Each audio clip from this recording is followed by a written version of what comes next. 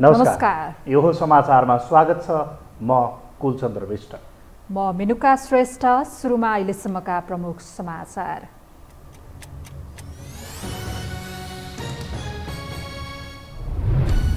एक वर्षमै 1 खर्ब 19 अर्ब रुपैयाँ बेरोजु बढ्यो। अर्थ मन्त्रालयमा मात्रै 32 अर्ब 46 करोड नाग्यो। बेरोजु उठाउन सरकार असफल रहेको महालेखा परीक्षकको निष्कर्ष। प्रधान न्यायाधीश नियुक्ति प्रक्रिया छिटो टुङ्ग्याउन कानुन व्यवसायीहरूको बारम्बार ताकेता। प्रधानमन्त्रीलाई भेटेरै बारको दबाव, चाँडै ठोस निष्कर्षमा पुग्ने आश्वासन।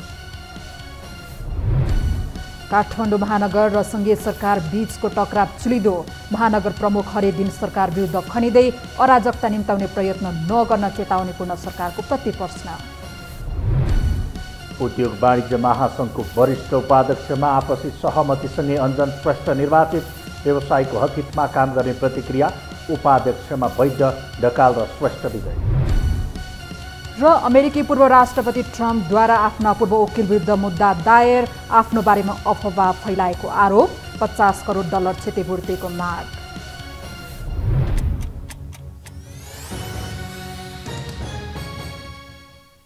अब समाचार विस्तारमा।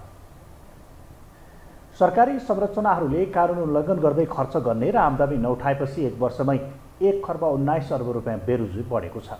महालेखा परीक्षकले आज सार्वजनिक गरेको 60औं वार्षिक लेखा परीक्षण प्रतिवेदन अनुसार गत आर्थिक वर्षमा 1 खर्ब 19 अर्ब 77 करोड 70 लाख रुपैयाँ बेरोजु कायम भएको हो। यो सहित कुल बेरोजु 9 खर्ब 59 अर्ब 79 करोड 7 लाख रुपैयाँ पुगेको छ। आर्थिक वर्ष परीक्षणबाट 1 खर्ब 19 अर्ब 77 करोड 70 लाख कायम भएको छ। 77 करोड 70 लाख कायम भएको छ। 1 खर्ब 19 अर्ब 77 करोड 70 लाख। त्यसमध्ये असुल गर्नुपर्ने 25.40% छ। त्यो भनेको 30 अर्ब 42 करोड 63 लाख छ। नियमित गर्नुपर्ने 66.33% छ। यस अन्तर्गत अनियमित भएको, प्रमाण कागज पेश नभएको, जिम्मेवारी नसारेको, शोध भर्ना नलिएको, ऐन नियम कानुन नीति विधि प्रक्रिया पूरा नगरेको, यस्तो 66.33% अथवा 79 अर्ब 45 करोड 19 लाख छ। सङ्घीय निकायमा सबैभन्दा धेरै बेरोजु अर्थ मन्त्रालयमा रहेको पाइएको छ। आर्थिक वर्ष 2078-79मा अर्थ मन्त्रालयको बेरोजु 32 अर्ब 46 करोड रुपैयाँ रहेको छ। सङ्घीय निकायका सबै कार्यालयको कुल बेरोजु 56 अर्ब 31 करोड रुपैयाँ रहेकोमा अर्थ मन्त्रालयको मात्र 57.66% देखिएको हो। प्रधानमन्त्री पुष्पकमल दाहाल प्रचण्ड नेतृत्वको सरकारले 3 महिने कार्यकालमा 7 पटक मन्त्री परिषद विस्तार गर्यो। तर सत्ता गठबन्धनसँगै सत्तारूढ दलभित्रको आन्तरिक किचलोले मन्त्री परिषदले पूर्णता पाउन सकेन। अहिले चौतर्फी दबावका कारण प्रधानमन्त्री प्रचण्ड 8औं पटक मन्त्री परिषद विस्तार तथा पूर्णता दिने तयारीमा छन्। एक रिपोर्ट। तेस्रो पटक मुलुकको प्रधानमन्त्री बनेका प्रधानमन्त्री पुष्पकमल दाहाल प्रचण्डले आफ्नो कार्यकालको 3 महिना राजनीतिक समीकरण र सत्ता गठबन्धन भित्रको भागबण्डामा सबैभन्दा धेरै समय खर्चिए। फेरिएको सत्ता समीकरणका कारण पनि 2 पटक विश्वासको मत लिनु पर्यो भने 7 पटक मन्त्री परिषद विस्तार गर्न भ्याए। तर 7 पटक मन्त्री परिषद विस्तार गर्दा पनि मन्त्री परिषदले पूर्णता पाएन। अझ प्रश्न भन्दा गठबन्धनभित्र भागबण्डाको सकस र सत्तारूढ दलभित्रको आन्तरिक किचलोले अझै 6 वटा मन्त्रालय नेतृत्वविहीन छ। चैत्र 17 गते 7औं पटक मन्त्री परिषद विस्तार गरे पनि जसपाले 1 जना मन्त्री पठाएनन् भने काङ्ग्रेसभित्र गुटगत भागबण्डा नमिल्दा 8 मन्त्रालय मध्ये 4 मन्त्री मात्र पठाए। सभापति शेरबहादुर देउबा र इतर शेखर कोइराला समूहबीच भागबण्डा नमिल्दाको असर मन्त्री परिषद विस्तारमा पर्यो। मन्त्री परिषद पूर्णताको दबावमा रहेका प्रधानमन्त्री प्रचण्ड आफै सत्तारूढ काङ्ग्रेसभित्रको भागबण्डा मिलाउन सक्रिय देखिए। सभापति देउबा र शेखर कोइराला समूहसँग छुट्टा छुट्टै छलफल गरे। बचेको 4 मन्त्रालय मध्ये मोहन बहादुर बस्नेत र एनपी सावदलाई मन्त्री बनाएर बचेको मन्त्रालय मात्र शेखर समूहलाई दिने रणनीतिमा रहेको देउबा केही लचक बन्दै शेखर समूहलाई 1 राज्य मन्त्री सहित 3 मन्त्रालय दिन तयार भएका छन्। अब देउबा समूहबाट मोहन बहादुर बस्नेत वा एनपी सावद मध्ये 1 जना मात्र मन्त्री बन्नेछ। अब प्रधानमन्त्री प्रचण्डको मन्त्रीमण्डल विस्तारको गाँठो शेखर कोइराला र गगन थापाको भागबण्डामा पुगेर अड्किएको छ। मूलत पूर्ण भइसकेको छ। अब थोरै बाँकी छ। एउटा नेपाली काङ्ग्रेसले आफ्नो केही मन्त्रीहरूको नाम दिनु छ, पूर्ण भइहाल्छ। हो, यो कहिलेसम्म? छिटै हुन्छ, 1-2 दिनमा होला। निर्वाचन आचार संहिताका कारण उपनिर्वाचन पूर्व मन्त्री परिषद विस्तार असम्भव छ। उपनिर्वाचन लगत्तै मन्त्री परिषद विस्तार गर्ने नेताहरूको दाबी छ। सत्तारूढ दलहरूभित्रको विवाद मिलाउँदै उपनिर्वाचन लगत्तै मन्त्री परिषदले पूर्णता पाउने नेताहरूको दाबी छ। प्रधानमन्त्रीज्यूले त अब सम्बन्धित पार्टीको नेताहरूसँग कुरा, भनौँ न हाम्रो पार्टीको सभापतिज्यूसँग कुरा गर्नुभएको छ, छिटो मन्त्रीको नाम पठाइदिनु पर्यो बाँकी मन्त्री भनेर। अब सभापतिज्यूले अब पार्टीको नेताहरूसँग सरसल्लाह गरेर अब सायद आज भोलिमै पठाउने व्यवस्था हुन्छ। अब उहाँहरूको माग 3टा नै हो। अस्ति जो उहाँहरू नजानु भएको कारण 3टा माग गर्नुभएको हो। प्रधानमन्त्री प्रचण्ड मन्त्री परिषद विस्तारलाई लिएर थप सक्रिय हुन थालेका छन्। मन्त्री परिषद विस्तारमा उपनिर्वाचन अल्टिमेटम बनेको छ। मन्त्री परिषद विस्तारसँगै यो अवधिमा राजनीतिक सँगै मुलुकको आर्थिक सङ्कट समेत समाधान गरेर अघि बढ्नुपर्ने दबावमा रहेका प्रचण्डले कसरी मन्त्री परिषदलाई पूर्णता दिन्छ, कस्ता मन्त्री पाउँछन्, त्यो भने चासोपूर्ण हुनेछ। यो हो टेलिभिजनका लागि निम्लिकी शेर्पा, काठमाडौँ। विगत 14 महिनादेखि न्याय प्रशासन कायम मुकायम प्रधान न्यायाधीशको भरमा चलिरहेको छ। प्रधानमन्त्री प्रचण्ड नेतृत्वको सरकार गठन भएको महिनौ बित्दा पनि राजनीतिक स्वार्थले प्रधान न्यायाधीश नियुक्त हुन सकिरहेका छैन। कानुन व्यवसायीहरू प्रधान न्यायाधीश नियुक्तिको माग गर्दै प्रधानमन्त्री निवास नै धाउन थालेका छन्। तत्काल सम्बोधन नभए आन्दोलनमा उत्रने चेतावनी नै दिएका छन्। एक रिपोर्ट। तत्कालीन प्रधान न्यायाधीश चोलेन्द्र शमशेर जबरा विरुद्ध महाअभियोग दर्ता भएसँगै 2078 फागुन 1 गतेदेखि सर्वोच्च अदालत प्रधान न्यायाधीश विहीन बन्यो। प्रधान न्यायाधीश नियुक्ति नहुँदा विगत 14 महिनादेखि कामुकै भरमा न्यायालय चलिरहेको छ। चोलेन्द्रको महाअभियोगपछि वरिष्ठताका आधारमा न्यायाधीश दीपक कुमार कार्कीले झण्डै 9 महिना कामु प्रधान न्यायाधीशको हैसियतमा न्यायालय हाँके भने गत असोजदेखि हरिकृष्ण कार्कीले कामु प्रधान न्यायाधीशको जिम्मेवारी सम्हालिरहेका छन्। संविधानको धारा 129 मा प्रधान न्यायाधीशको पद रिक्त भएमा वा प्रधान न्यायाधीश कुनै कारणले आफ्नो काम गर्न असमर्थ भएमा वरिष्ठताका आधारमा न्यायाधीशले स्वतः कामु प्रधान न्यायाधीश भएर काम गर्ने व्यवस्था बमोजिम कामुले न्यायालय सञ्चालन गरिरहेको छ। न्याय परिषदले प्रधान न्यायाधीश नियुक्तिका लागि नाम सिफारिस गरेको महिनौ भयो, तर नेतृत्वले न्यायालय आफू अनुकूल बनाउन खोज्दा कामु प्रधान न्यायाधीश हरिकृष्ण कार्की पनि कामुमै बिदा हुने विश्लेषण जारी छ। कारण प्रधान न्यायाधीश नियुक्ति गर्ने निकाय संवैधानिक परिषदमा विपक्षी दलका नेता केपी शर्मा ओली सहित सभामुख र राष्ट्रिय सभामा अध्यक्ष एमालेका छन् भने उपसभामुख रासोपाका छन्। कानुन मन्त्री नहुँदा प्रधानमन्त्री प्रचण्ड एक्लै छन्। उपजमा संवैधानिक परिषदले अझै पनि प्रधान न्यायाधीशको नाम सिफारिस गर्न सकेको छैन। कानुन व्यवसायीहरूले प्रधान न्यायाधीश नियुक्तिका लागि प्रधानमन्त्रीलाई 10 दिने अल्टिमेटम दिएका छन्। नेपाल बार र सर्वोच्च बारका पदाधिकारी सहित वरिष्ठ अधिवक्ताहरू प्रधानमन्त्री निवास बालुवाटार पुगेर तत्काल संवैधानिक परिषद बैठक बोलाएर प्रधान न्यायाधीश सिफारिस गर्न लिखित आग्रह नै गरेका छन्। सरकारले अटेर गरे आन्दोलनमा उत्रिने उनीहरूको तयारी छ। 14 महिना भयो, 14 महिनादेखि प्रधान न्यायाधीश नियुक्त हुन सकेको छैन। कस्तो देखियो भने न्यायपालिकालाई कसैको चासै नभए जस्तो के। आफू न्यायपालिकाबाट सम्पूर्ण रूपमा न्याय चाहने तर न्यायपालिकाको नेतृत्व बनाउनमा पनि ध्यान नदिने। न्यायाधीश त आफै बोल्न सक्दैन, न्यायाधीश मिडियामा आएर बोल्न सक्दैन, न्यायाधीशले आफ्नो कुरा लबिङ गर्न सक्दैन।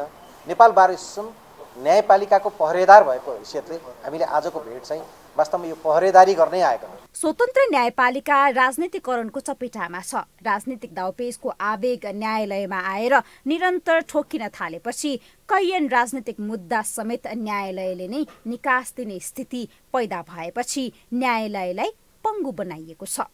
यसको सीधा असर चाहिँ वर्षौंदेखि सर्वोच्च सहित विभिन्न अदालतहरूमा वर्षौंदेखि चाङ लागेर बसेका मुद्दाहरू फर्चोटमा परेको छ। अन्यायमा परेर न्यायालय पुगेकाहरू न्यायालयबाटै अन्यायमा परेका छन्। त्यसका लागि पनि न्यायालयको नेतृत्व चयनमा ढिलाइ गर्न नहुने कानुनविदहरूको तर्क छ। मैले नबोलेको कहीँ छैन प्रधान न्यायाधीश नियुक्ति नगर्ने। किन प्रधान न्यायाधीश नियुक्ति नगर्ने?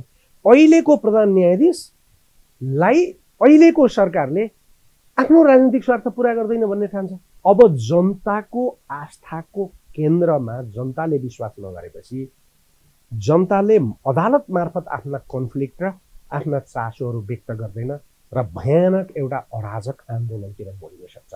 राज्य सञ्चालनको तेस्रो महत्त्वपूर्ण प्रमुख अङ्ग न्यायपालिका प्रमुखविहीन छ। तर यस विषयमा सडक निरीह छ भने सदनमा समेत यो विषय गौण बन्नु आफैमा लज्जास्पद छ। अर्थात् सदन सञ्चालन भएको झन्डै 3 महिना भयो, यो विषय न त सांसद न त सदनको नै ध्यानाकर्षण भयो। न्यायका लागि भौतारी रहेका नागरिक निरीह छन्। न्यायालयलाई आफ्नो स्वार्थ अनुकूल प्रयोग गर्दै आएका राजनीतिक नेतृत्व भावी प्रधान न्यायाधीश नियुक्तिमा पनि आफू अनुकूलकै प्रतीक्षामा छ। जनता माझ विश्वास गुमाउँदैछ। न्यायालयको साख थप सङ्कट उन्मुख देखिन्छ। यो हो टेलिभिजनका लागि निम्लेकी शेर्पा, काठमाडौँ। अब बाँकी समाचार। बारा निर्वाचन क्षेत्र नम्बर 2 मौसम जस्तै चुनावी माहौलले पनि गरमाएको छ। नेपाली राजनीतिमा परिचित र प्रभावशाली अनुहार उपनिर्वाचनका लागि प्रतिस्पर्धीको रूपमा मैदान उत्रने भएपछि देशको ध्यान नै यति बेला त्यतातिर मोडिएको छ। एक रिपोर्ट। वैशाख 10 मा हुने उपनिर्वाचनका लागि 12/2 मा मौसमी तापक्रमसँगै उपचुनावको माहौल पनि तातिदो अवस्थामा छ। उपनिर्वाचनका लागि 33 जनाको उम्मेदवारी परे पनि 4 पक्षीय भिडन्त हुने आकलन गरिएको छ। 2064 सालमा नै माओवादीबाट जितेर संसदीय यात्रा थालेका शिवचन्द्र कुशवाहा चैत्र 15 गते मात्र जनमत पार्टीमा प्रवेश गरेका हुन्। मङ्सिर 4 को निर्वाचनमा पनि गठबन्धनको सहारामा माओवादीबाट चुनाव लडेका कुशवाहा जनता समाजवादी पार्टीका नेता तथा हालका उपराष्ट्रपति रामसाहेब प्रसाद यादवसँग 374 को झिनो मतान्तरले पराजित भएका थिए। 5 दलसँग गठबन्धन गर्दा पनि हार्न पुगेका कुशवाहा दोस्रो पटक संसद यात्राका लागि कसरतमा छन्। उनलाई साथ दिन वा उनको चुनावी प्रचार प्रसारमा पार्टी अध्यक्ष नै सामेल भएका छन्। यह कोई छोटा सा निर्वाचन, एक निर्वाचन क्षेत्र का ही निर्वाचन नहीं है। समग्र मधेश का राजनीतिक दिशा निर्धारित करेगा कि लाठी राजे को जाना है, जनता को प्रसिद्ध रहना है, किसान को प्रसिद्ध रहना है और खाली वहां पर विदेश घूमने वाला सा मंत्री बनाना है कि जनता का मुद्दा संबोधन करने वाला मंत्री चाहिए। शिक्षा, स्वास्थ्य, रोजगारी में उद्योग व्यापार को प्रोत्साहन वाला मंत्री चाहिए या वैसा कार्यकर्ता चाहिए, आपको वैसा जनता का सेवक चाहिए। ये निर्धारण करने ये खाली 2 पद की लड़ाई नहीं, कोई खाली एक सांसद बनने की लड़ाई नहीं। इससे पता चलेगा कि संसद में आपका आवाज उठेगा कि नहीं। नेपाली राजनीतिका चतुर खेलाडी जनता समाजवादी पार्टी जसपा अध्यक्ष उपेन्द्र यादव पनि 12/2 बाट नै पुनः संसद यात्राको तयारीमा छन्। मङ्सिर 4 मा 70/2 मा सीके राउतसँग पराजित भएका उनी सदन प्रवेशका लागि 12/2 लाई सिडी बनाउन खोज्दैछन्। यसअघि एमालेको सहयोगमा जितेको जसपालाई यसपटक भने काङ्ग्रेस, माओवादी, लोसपा जस्ता पार्टीको साथ छ। सीके राउतको मधेसमा बढ्दै गएको लोकप्रियताले भारी पर्ने देखिए पनि उनी आफ्नो प्रतिस्पर्धी कोही नदेखेको भन्दै जातीयता र आरक्षणलाई चुनावी मुद्दा बनाइरहेका छन्। हम लोग चाहते हैं कि सभी जात बराबर है, सबका तरक्की समान रूप से हो। तब न मधेश आंदोलन में हमने दलितों को आरक्षण दिलाया, महिलाओं को आरक्षण दिलाया हर क्षेत्र में, है ना। और तो नहीं, ये लोग तो नहीं दिलाया। तो क्या है कि वो जो आरक्षण की जो संवैधानिक व्यवस्था, कानूनी व्यवस्था है, अब इसको थोड़ा बढ़ा करके सबको आगे बढ़ाया जाए, ये कहते हैं हम लोग। और भेदभाव को मिटाया जाए। लेकिन दूसरे आते हैं, वो क्या कहते हैं, नहीं नहीं ये फलाना जात जो है ना उससे लड़ाई करो, वो फलाना जात है ना इससे लड़ो। अघिल्लो निर्वाचनमा जसपालाई सहयोग गरेको एमालेको तर्फबाट पुरुषोत्तम पौडेल उपनिर्वाचनका लागि हुमिएका छन्। उपनिर्वाचन उपेन्द्र यादव र सीके राउतको प्रतिष्ठाको विषय बनिरहेको बेला ओझेलमा परेका एमाले उम्मेद्वार पौडेलले पनि मतदातासँगको भेटलाई तीव्रता दिएका छन्। लामो समयदेखि राजनीति गर्दै आएका पौडेल 2 पटक सदन प्रवेश गरिसकेका छन्। विभिन्न जिल्ला र ठाउँबाट पटक पटक हारेर जनताले अस्वीकार गरेकालाई 12/2 वासीले स्वीकार गर्न नसक्ने उनको भनाइ छ। पटक पटक चाहिँ चुनाव लडेर हारेका, विभिन्न जिल्लामा चुनाव लडेर हारेका, अर्को जिल्लामा चुनाव लडेर हारेका, त्यहाँका जनताले अस्ति भर्खर 2 महिना 3 महिना अगाडि अस्वीकार गरेका मान्छेलाई 12 जिल्ला 2 का जनताले स्वीकार गर्छन्। यो कदापि सहँदैन। नेपाल सुशासन पार्टी निर्माण गरेर काठमाडौँ 1 बाट 3124 मतसहित पराजित भई 5औं भएका पूर्व प्रहरी डीआईजी रमेश खरेल राष्ट्रिय स्वतन्त्र पार्टीसँगै बारा पुगेका छन्। बाराको सीमावर्ती जिल्ला पर्सामा जिल्ला इन्चार्ज भएर काम गरेका खरेलको कामबाट उनी त्यस क्षेत्रमा परिचित छन्। तराई क्षेत्रसँग विशेष लगाव रहेको बताउने खरेल 33 वर्षसम्म पाकेटमार चोर डाकाले चलाएको देशबाट अब यस्तालाई विस्थापित गर्नुपर्ने तर्क गर्छन्। 33 वर्षसम्म कहिले पकेट माराले देश चलाए, कहिले चोरले देश चलाए, कहिले डाकाले देश चलाए। अब यस्ता बेमानहरूलाई तपाईँ हामीले 12 क्षेत्र नम्बर 2बाट, चितवनबाट, तनहुँबाट विस्थापित गर्न सकेनौँ भने अघि नै मेरो पूर्ववत साथीहरूले भनिसक्नु भएको छ, तपाईको सन्तानले, तपाईको छोरीले, तपाईको छोराले, तपाईको नाति गाड्नेछ। 1,05,000 भन्दा धेरै मतदाता रहेको त्यहाँ यादव समुदायको मात्र झन्डै 38,000 मतदाता छन्। जातीयताका कारण पनि मत प्रभावित हुने त्यस क्षेत्रमा गत निर्वाचनमा 62,000 मत खसेको थियो। यो क्षेत्रमा जसपापछि सांगठनिक रूपमा काङ्ग्रेस र एमाले बलियो रहेको गत निर्वाचनको समानुपातिक मतले देखाएको छ। उपेन्द्रलाई गठबन्धनको साथ जनमतको बढ्दो लोकप्रियता, स्थानीय पुरुषोत्तम अनि देशैभर राष्ट्रपालले ल्याएको लहरले 12/2 को उपनिर्वाचनमा कसले जित्छ अहिले भन्न मुस्किल छ। यो टेलिभिजनका लागि निरज कोइरालाको रिपोर्ट। केपी ओली व्यवस्था र संविधान विरोधी कार्यमा लिप्त भएको भन्दै फरक बाटो अँगालेको माधव नेपाल र उनको पार्टी यति बेला अस्तित्व रक्षाको लडाईँमा छ। पार्टीबाट एमाले प्रवेश गर्ने बढेका छन् भने पार्टीगत दुश्मनी पनि कम भएको छैन। त्यस्तै गठबन्धनभित्रै पनि उनी पेलिँदै गएका छन्। एक रिपोर्ट। काङ्ग्रेसले साथ नदिएपछि एमालेको काख पाएर पुष्पकमल दाहाल प्रचण्ड प्रधानमन्त्री हुँदा माधव नेपाल दर्शक जस्तो मात्रै थिए। विगत हेर्ने हो भने आफूलाई नैतिक बल दिने प्रचण्डको यो कदमले एकीकृत समाजवादी सशङ्कितकै अवस्थामा थियो। भलै केपी ओलीसँग टिक्न नसकेपछि उनले फेरेको बाटोले नेपाल राष्ट्रपतिकै लागि समेत अफरमा परे। हुन त निर्वाचनपछि केपी ओली र माधव नेपालको घोचपेच कम भएको थियो भने राष्ट्रपति र संसद भवनमा देखिएको मुस्कानपूर्ण भेटले पुनः नेकपा बन्नेसम्मका चर्चा पनि यो बीचमा चले। तर अहिले पनि नेपाल र उनको पार्टीको कोहीसँग भिडन्तको अवस्था छ भने त्यो एमालेसँगै भएको कुरा पनि छर्लङ्गै छ, जसको पछिल्लो श्रृङ्खला सदन र सडक दुवैतिर बढेको छ। बुधबार बसेको संसदमा एकीकृत समाजवादीका सांसद राजेन्द्र पाण्डे र एमालेका प्रमुख सचेतक पदम गिरीबीच सवाल जवाफ नै भएको थियो।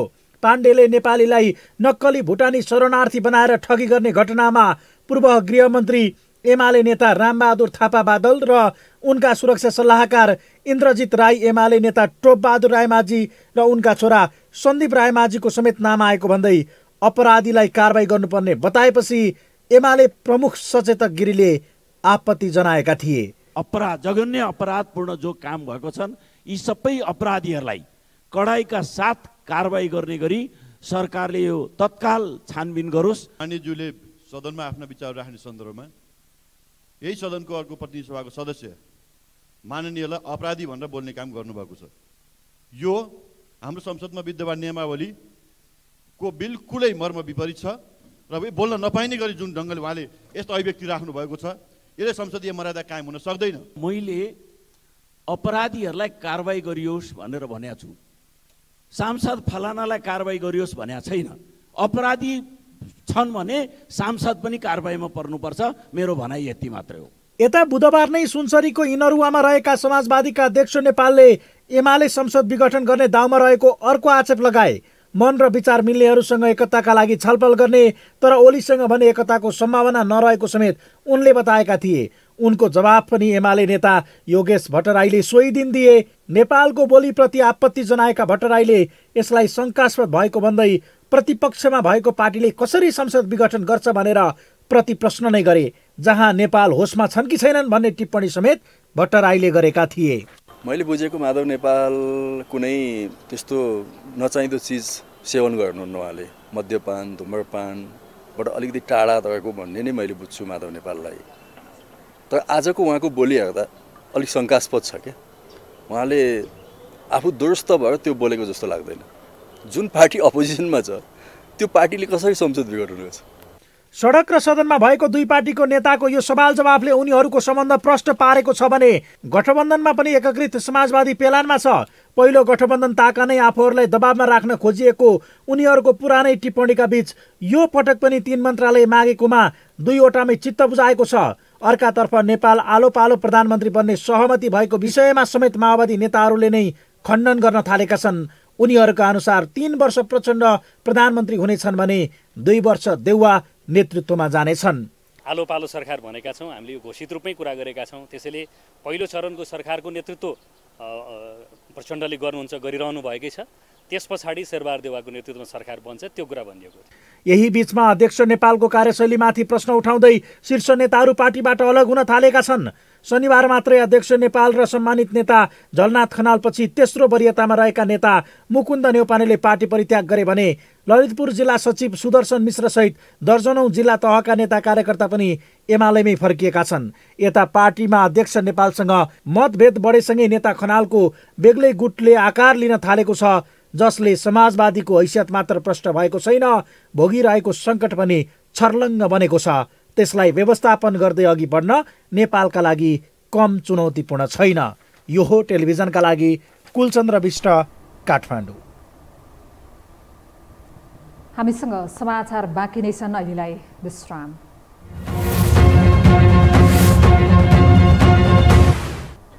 विश्रामपछि स्वागत छ। अब बाँकी समाचार। मिटर ब्याज तथा ठगी विरुद्ध किसान मजदुर सङ्घर्ष समितिले सरकारी वार्ता टोलीसँगको वार्ता भङ्ग गरेको छ।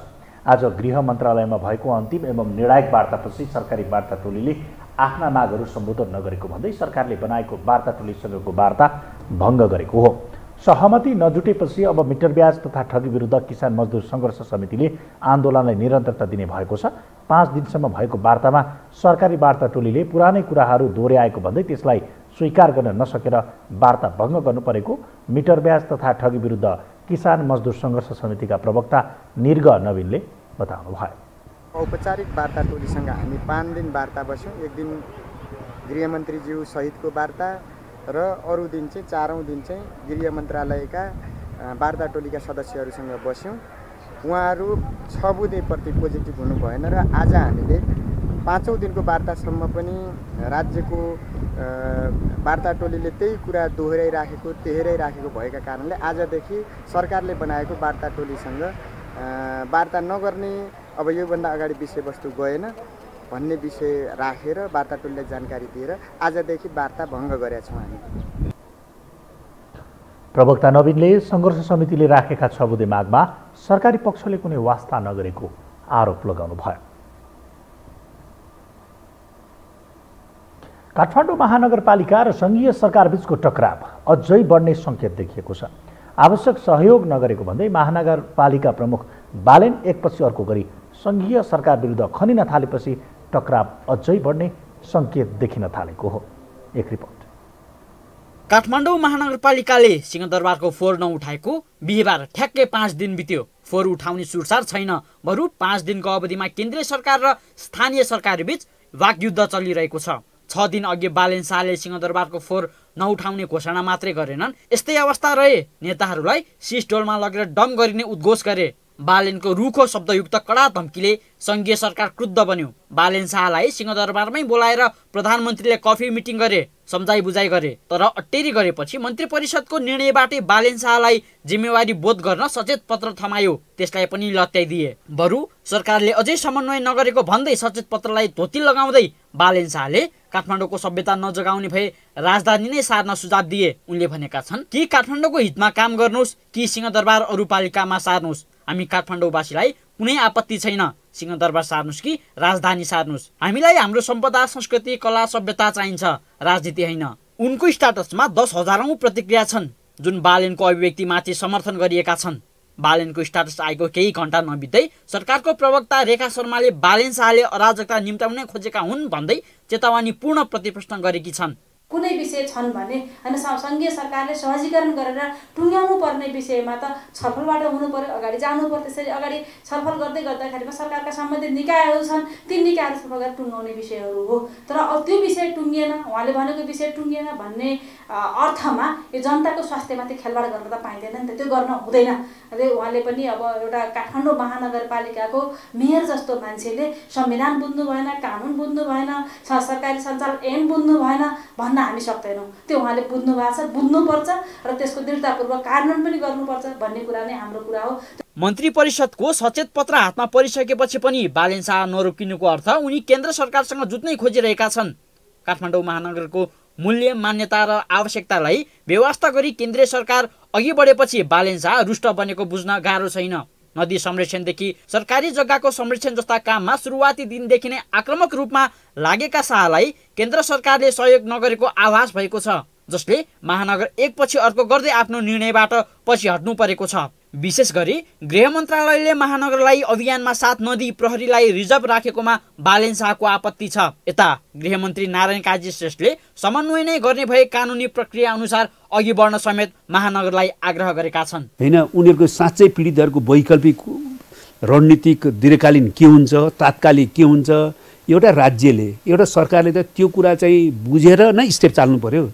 उहाँलाई लाग्यो कि एक दिन आएर चाहिँ हटाइदिन्छु म, किन त्यो ठाउँ ठिक छैन भने एउटा खालको चाहिँ अलि अनुभूत हुँदैछ। अलि बढी श्रमिक भनेपछि, गरिब भनेपछि, सुकुम्बासी भनेपछि हैन अलि बढी नै उहाँको चाहिँ नफरत हो कि भने जस्तो किन अनुभूति गराउनुहुन्छ उहाँ? हामी त तयारै छौँ, जहाँ बसाइ बस्ती राख्न मिल्दैन त्यसलाई हटाउने नै हो, तर पुष्टि हुने गरी छानबिन त गर्न पर्यो, समन्वयात्मक ढङ्गले गर्न त पर्यो हैन। उहाँले एउटा आदेश दिने अनि सङ्घीय सरकार खुरुखुरु पुलिस लिएर उहाँको पछि लाग्ने, अनि त्यस्तो सोच्नु त उहाँले हुँदैन। शाहको स्टाटस अनि सरकारको चेतावनीले सिंहदरबार र बागदरबारको जुहारी अनिश्चित बनेको छ र मुठभेडको स्थिति सिर्जना गराइदिएको छ भने जनताले रोजेको आफ्नो तहगत सरकारहरू नै एक अर्काको विरुद्धमा उत्रदा आम नागरिकले चाहेको जस्तो समृद्ध मुलुक बनाउनमा पनि शङ्का पैदा भएको छ।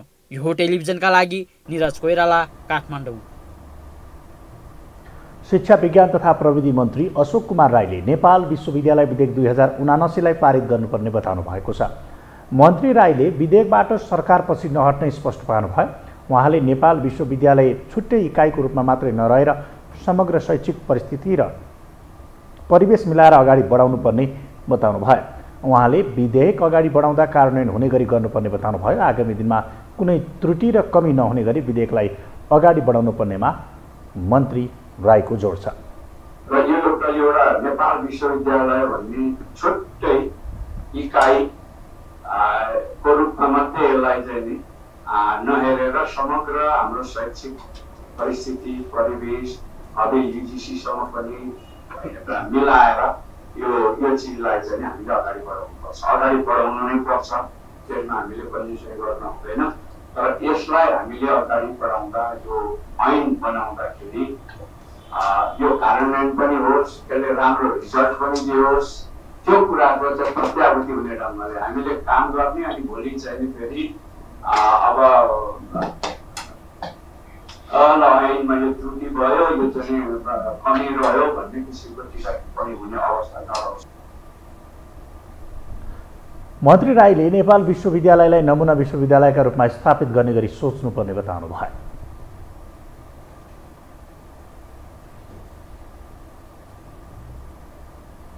अब पालो अर्थ समाचारको।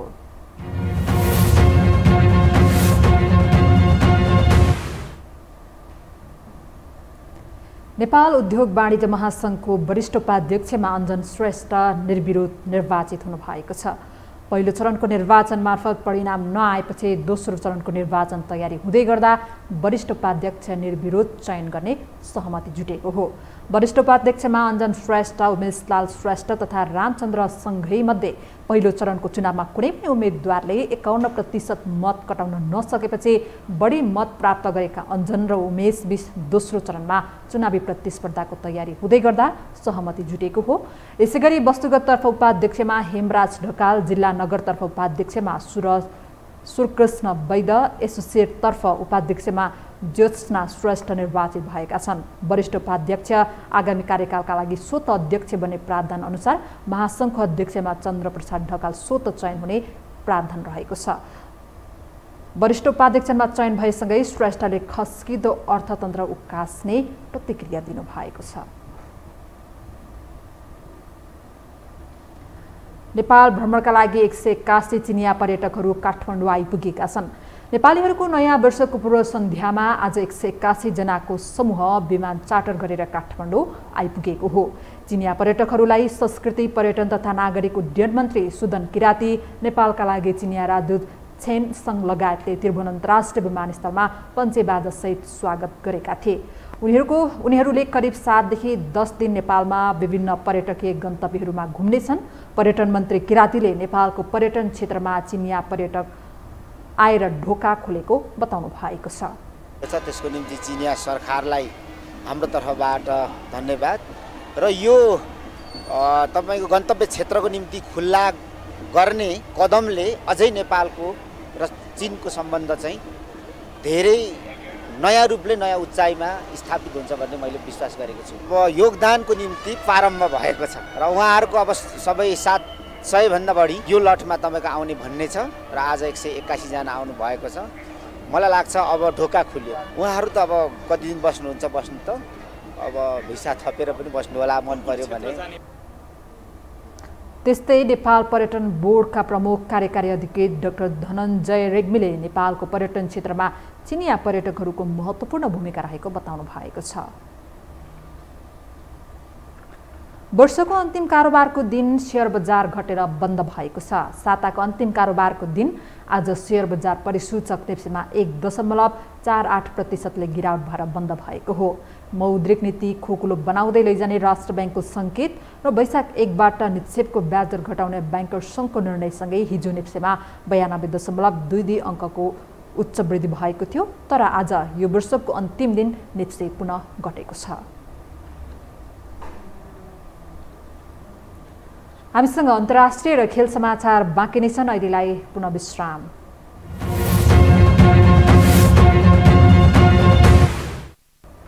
विश्रामपछि यो हो समाचारमा पुनः स्वागत छ। अब पालो अन्तर्राष्ट्रिय समाचार।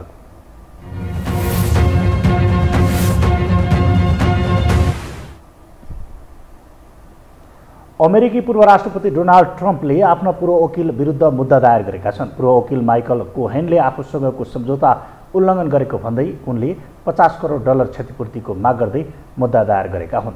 एक रिपोर्ट। अमेरिकाको इतिहासमा पहिलो पटक राष्ट्रपतिमाथि फौजदारी मुद्दा परेका डोनाल्ड ट्रम्पले यति बेला उनकै पूर्व वकिल विरुद्ध मुद्दा दायर गरेको छ। पूर्व राष्ट्रपति ट्रम्पले फ्लोरिडाको संघीय अदालतमा दायर मुद्दामा पूर्व वकिल कोहेनले सार्वजनिक बयान अन्तर्वार्ता पुस्तक र सञ्चार माध्यम मार्फत आफ्नो बारेमा अपवाह फैलिएको आरोप लगाइएको छ।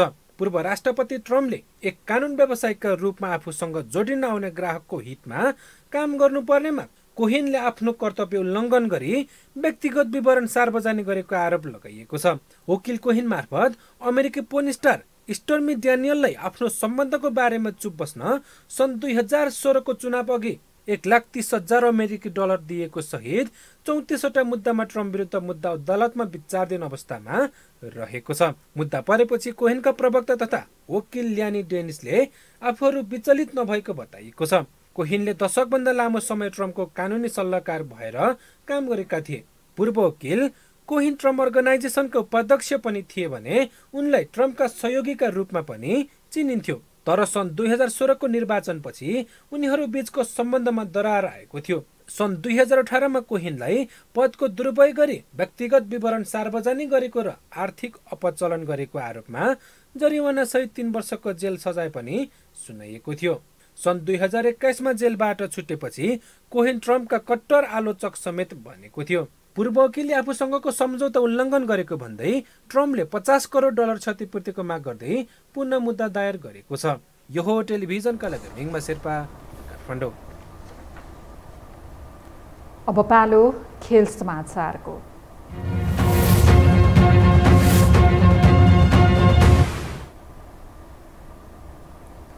थ्री स्टार क्लबले शहीद स्मारक ए डिभिजन लिगमा चौथो जित निकालेको छ। इन्फा कम्प्लेक्स आज नेपाल पुलिस क्लबलाई 1-0 गोल अन्तरले हराउँदै थ्री स्टारले चौथो जित निकालेको हो। थ्री स्टारको जितमा अजय मार्टिन्सले निर्णायक गोल गरेका छन्। जितसँगै थ्री स्टारले 8 खेलमा 14 अङ्क जोडेको छ।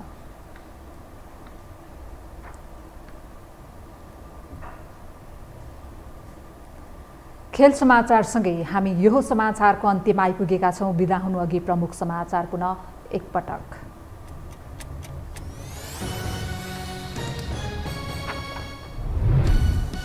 एक वर्षमै 1,19 अर्ब रुपैयाँ बेरुजु बढ्यो। अर्थ मन्त्रालयमा मात्रै 32,46 करोड नाग्यो। बेरुजु उठाउन सरकार असफल रहेको महालेखा परीक्षकको निष्कर्ष। प्रधान न्यायाधीश नियुक्ति प्रक्रिया छिटो टुङ्ग्याउन कानुन व्यवसायीहरूको बारम्बार ताकेता। प्रधानमन्त्रीलाई भेटेरै बारको दबाव, चाँडै ठोस निष्कर्षमा पुग्ने आश्वासन। काठमाडौँ महानगर र सङ्घीय सरकार बीचको टकराव चुलिदो। महानगर प्रमुख हरिदिन सरकार विरुद्ध खनिँदै अराजकता निम्ताउने प्रयत्न नगर्न चेतावनीपूर्ण सरकारको प्रतिप्रश्न। उद्योग वाणिज्य महासङ्घको वरिष्ठ उपाध्यक्षमा आपसी सहमतिसँगै अन्जन श्रेष्ठ निर्वाचित। व्यवसायीहरूको हकहितमा काम गर्ने प्रतिक्रिया। उपाध्यक्षमा वैद्य, ढकाल र श्रेष्ठ विजय। र अमेरिकी पूर्व राष्ट्रपति ट्रम्पद्वारा आफ्ना पूर्व वकिल विरुद्ध मुद्दा दायर। आफ्नो बारेमा अफवाह फैलाएको आरोप। $50 करोड क्षतिपूर्तिको माग।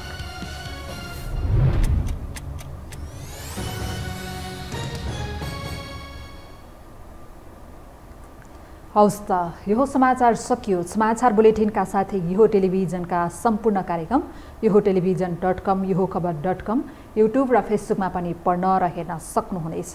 मोबाइलमा यो टिभी एप डाउनलोड गरी हामीलाई प्रत्यक्ष हेर्न सक्नुहुनेछ। तथ्यसहितको निष्पक्ष समाचार तथा मनोरञ्जनका लागि हेर्दै रहनुहोला योहो टेलिभिजन। नमस्कार।